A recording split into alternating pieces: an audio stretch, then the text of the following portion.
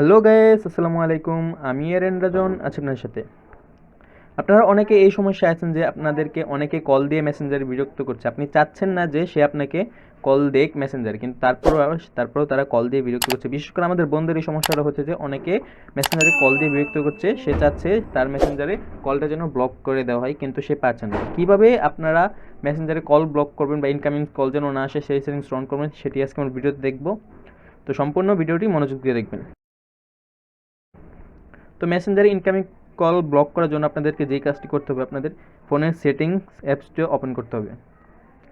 Open করার পর নিচে দিকে স্ক্রল করলে একটা অপশন দেখতে পারবেন অ্যাপস নামে। জাস্ট অ্যাপসে একটা ক্লিক করে দিবেন।